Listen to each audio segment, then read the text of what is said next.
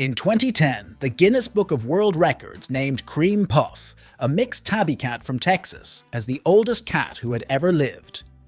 Creme Puff had unfortunately passed away 5 years earlier, but had made it to a whopping 38 years old before she died. That's about 2.5 times the expected 15-year lifespan of a domestic cat, and is equivalent to a human making it to 175. Even more surprisingly, Creme Puff's owner, Jake Perry, had previously owned another cat who had also held the record for world's oldest cat, having since been bumped down to a still very respectable 6th place. Grandpa Rex Allen, a Sphinx and Devon Rex cross, had been 34 when he passed away. What makes Jake Perry's achievement so incredible is that the two Moggy Methuselahs were not in any way related to each other. In fact, they began their remarkably long lives continents apart, with Creme Puff being a Texan born and bred, while Grandpa actually originated from France. Perry claims that his managing to own not one, but two of the oldest cats who ever lived was in no way a matter of dumb luck. When asked by reporters about his meow zing achievement, he claimed to have raised hundreds of rescue cats in his home, and to have gotten about a third of them past the age of 30. 30 being, of course, twice their expected lifespan, the equivalent of a human getting to over 140. So how does he do it? In this video, we're going to be looking at Jake Perry's own beliefs about what makes his cats so long-lived, and whether there's any scientific explanation for them.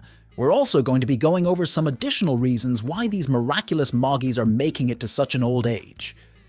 But before we dive into the details of feline longevity, why not subscribe and join our cat-loving community to learn more about these amazing animals? Who is Jake Perry? Jake Perry isn't necessarily what you'd expect from a man who held 2 Guinness World Records. Now in his 90s, the retired plumber is a familiar figure around his hometown of South Austin, where he has lived in the same house for over 50 years. What separates Perry from the average Texan retiree, however, is his hobby: raising rescue cats. Perry's home is a veritable pussycat paradise, described by a neighbor as a jungle gym, with platforms on the walls that allow the cats to move around the house without ever having to touch the floor, and an electric train track equipped with a sturdy passenger carriage for those who don't feel like walking at all. Ironically, for a man whose claim to fame is the extreme longevity of his cats, Perry has stated that his current dream is to someday open a pet cemetery. 47 of his deceased cats are already buried in his backyard, waiting in fiberglass baby coffins to be transported to a new home should the cemetery ever be built. Perry himself has expressed a desire to be buried alongside them. Pampered Pets. If that wasn't enough to mark Perry as something of an eccentric, he also converted his garage into a private Moggy movie theater just for his pets, complete with actual theater seats and a reel-to-reel projector. Here he screens wildlife documentaries for an audience of cats. For some viewings, he even provides cat-sized red and blue lensed glasses so that the animals can watch in 3D. The fortunate felines receive turkey on Thanksgiving, treat filled eggs at Easter, and tiny party hats with astonishingly small sips of champagne on New Year's Eve. Furthermore, Perry claims to have remembered and celebrated every one of his cats' birthdays, and even tried to invite then-President Bill Clinton to Grandpa Rex Allen's 34th. But how does all this add up to such an amazing achievement in feline longevity? Are birthday parties and movie nights truly the secret to cat immortality? Possibly.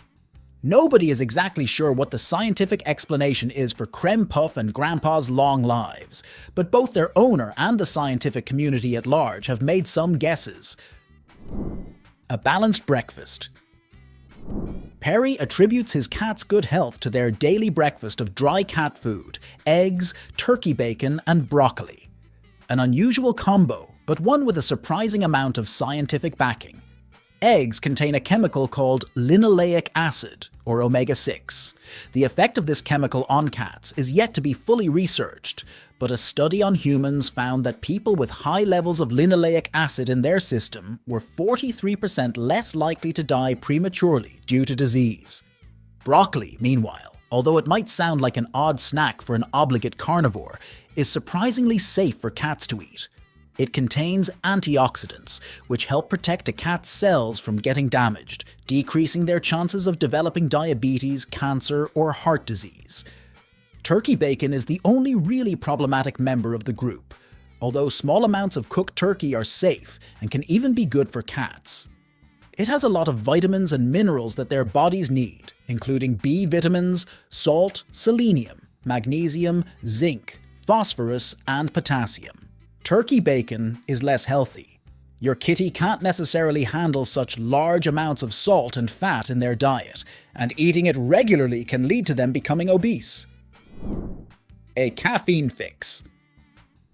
Perry's cats are also given daily coffee with cream in it. This is not something that we can recommend. Caffeine in any form is generally considered to be toxic to cats, and although most kitties will insist that cream and dairy products are totally fine, and you should give some to them right now, cats can't digest lactose. Ingesting it certainly won't kill them, but just like a lactose-intolerant human, they're likely to have an upset tummy afterwards. Of course, just like a lot of lactose-intolerant humans, most cats would say that cheese is worth the discomfort. Kidney health. Despite its poor health effects, Perry's vet, who emphasized that his clients' techniques were not what they teach us in school, tentatively suggested a way that the caffeine could have contributed to the cat's long lives. Cats as a species are very prone to kidney disease. Kidneys are made up of tiny filtering units called nephrons, which wear out and die over time. At the beginning of their life, a human baby will usually have about 1 million nephrons in each kidney. After that, baby reaches middle age, they'll start to lose about 1% of their nephrons every year through natural wear and tear, putting them at just over 656,000 nephrons per kidney by the time they're 80. By comparison, the average cat starts off with only 200,000 nephrons per kidney. The older a cat gets, the fewer nephrons they have, and the more chance they have of experiencing kidney problems as a result. Perry's vet suggested that drinking coffee, which is a diuretic, meaning it makes you pee more, could have helped lessen the long-term damage to the cat's kidneys, thus prolonging their lives.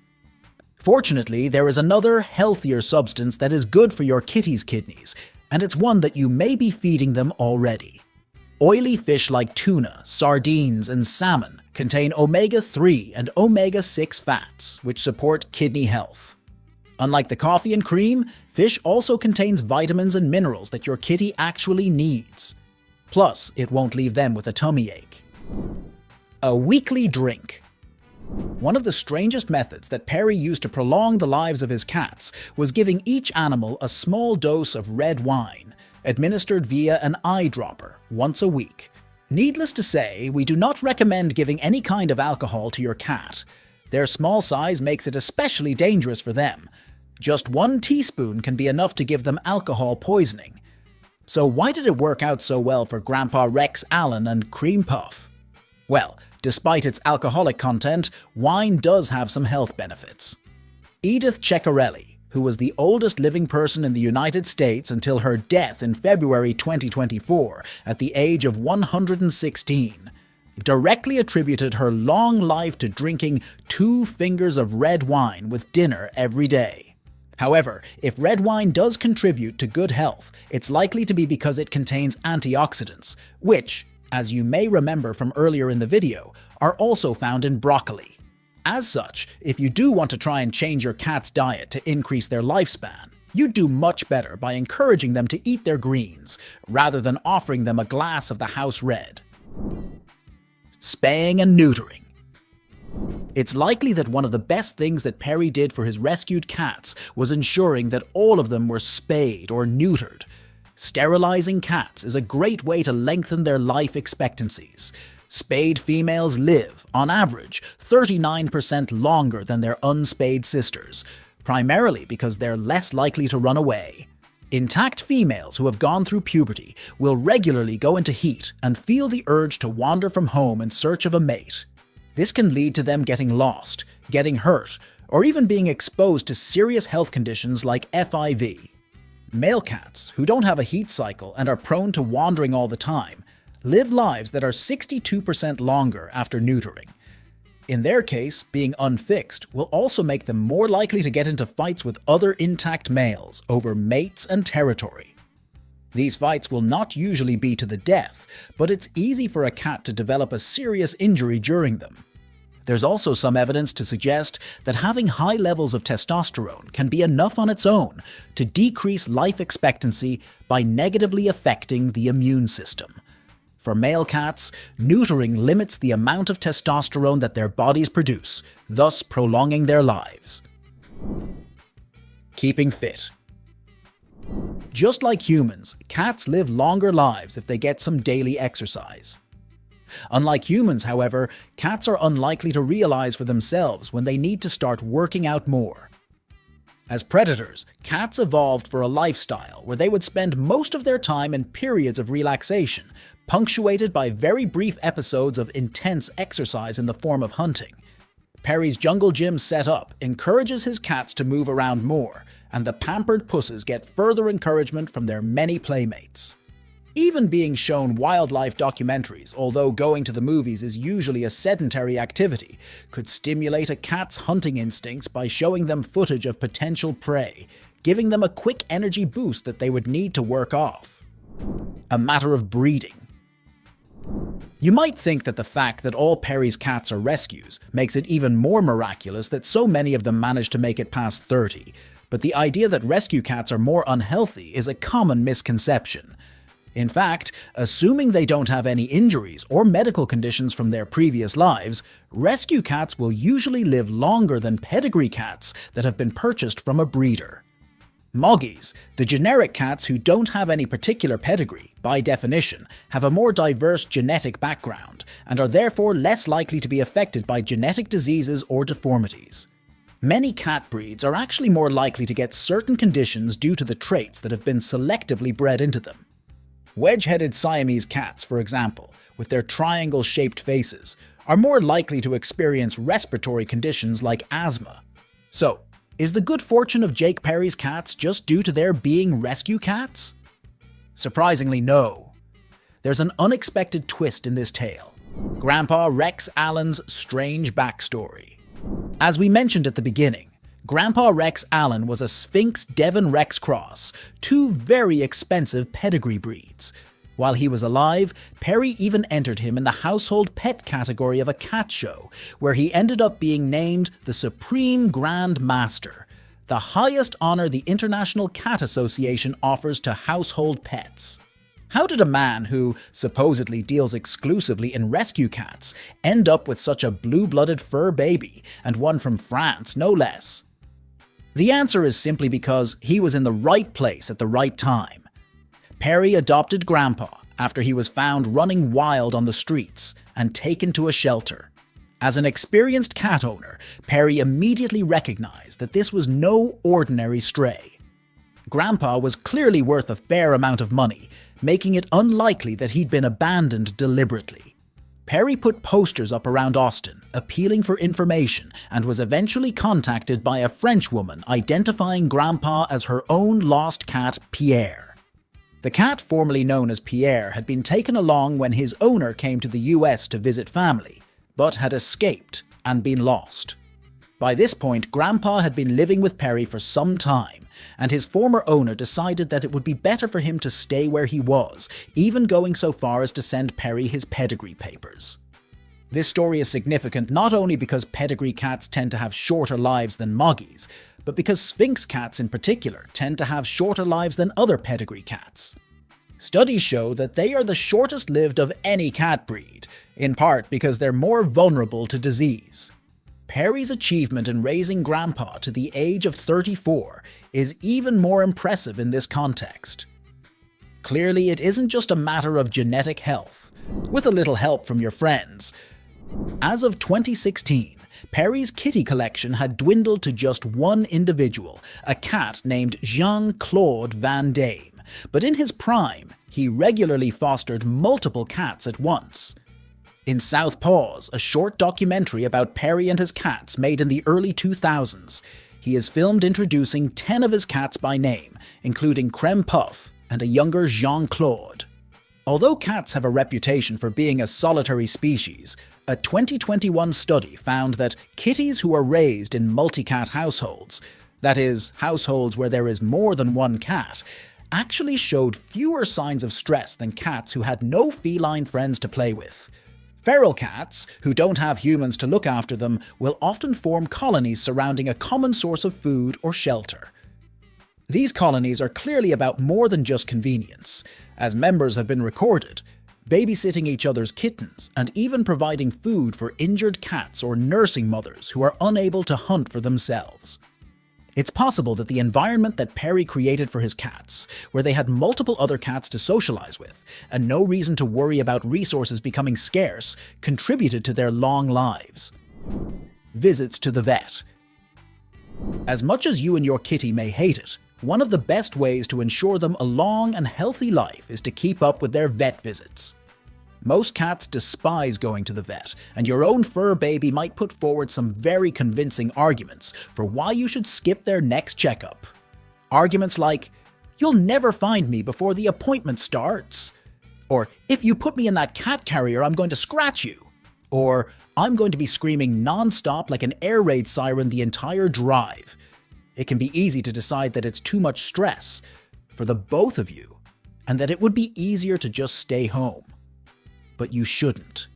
One of the most likely causes of Perry's cat's good health is that he spent a lot of time observing his cats to make sure that none of them were showing any signs or symptoms of injury or illness, and he developed a close relationship with his local vet, taking his cats in regularly for their checkups to make sure that nothing was wrong. Adorably, his older cats even celebrated their birthdays at the vet clinic, with special cakes made out of a mixture of tuna and broccoli. Possibly not what you'd choose for your own birthday party, but each to their own. Framed photos of the oldest of the cats, along with their Guinness World Record certificates, hang on the wall of the vet clinic. All you need is love.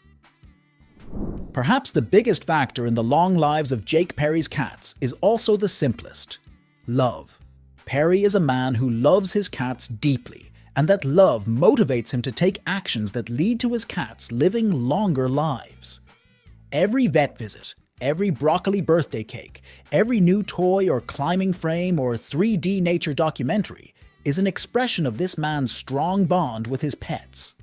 Even though not everyone can afford to spend either the time or the money going that far, demonstrating your love for your cat in small ways is still likely to improve their overall health.